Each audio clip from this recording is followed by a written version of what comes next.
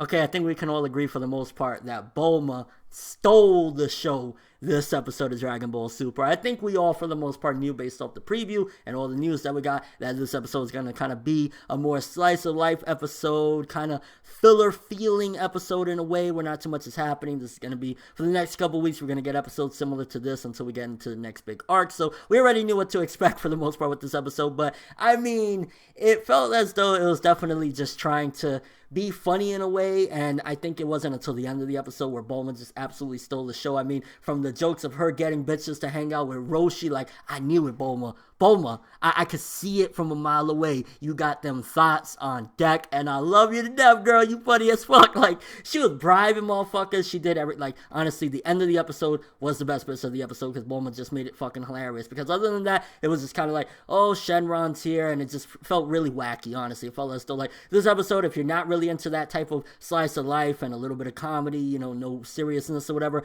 then you probably won't like it, and you could probably even skip it, again, because it's not really, like, integral to the plot of Dragon Ball Super or the next big villain or anything like that. Although it does carry a couple elements, I would say, that is a little bit crucial in a sense to, like, maybe the characterization of people. Like Bulma making that time machine really pissed Beerus off. You can tell that Beerus really doesn't want, he wants to follow the rules that are set accordingly, no time travel. So Bulma doing that, it showed again that Beerus is serious about this. No fucking time travel no more. Get that shit through your head. So that was kind of probably the most important thing as far as the overall plot. But everything else, I mean, Pan coming in, I think was the only, I would say, maybe plot hole in a sense, is the fact that basically no medicines on Earth can help Pan, which is very untrue based on the fact, well, at the very least, maybe for her symptoms it could be true, but we've seen which Goku is a full-blooded Saiyan. He's full-blooded, you know, and the heart virus medicine worked on him back in the day, but according to this episode, no medicines on Earth can help Pan, which if anything, because she's a Saiyan or whatever, if anything, she's 1/4 Saiyan, so she would have the best chance at normal medicine, you know, human, Earth-made medicine working on her, because she's only 1/4 of Saiyan. If anything, Goku should have had that problem because he's a full-blooded Saiyan. It wouldn't work the same way or whatever. So that's something that I felt was maybe a discrepancy. I don't know if that's just a,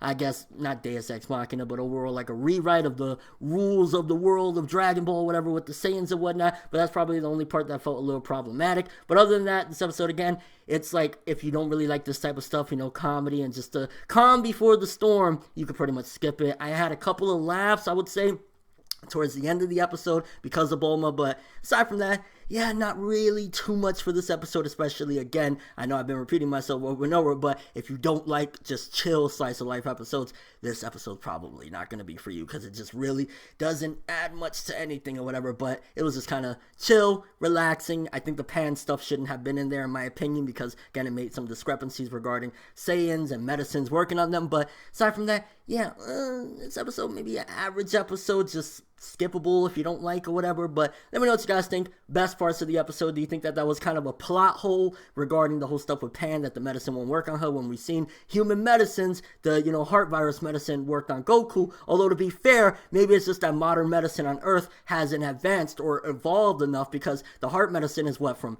8 years from now or 7 years, something around there. So maybe there's a possibility that medicine in 7 years will work better on Saiyan. So maybe that's why there's no plot hole there.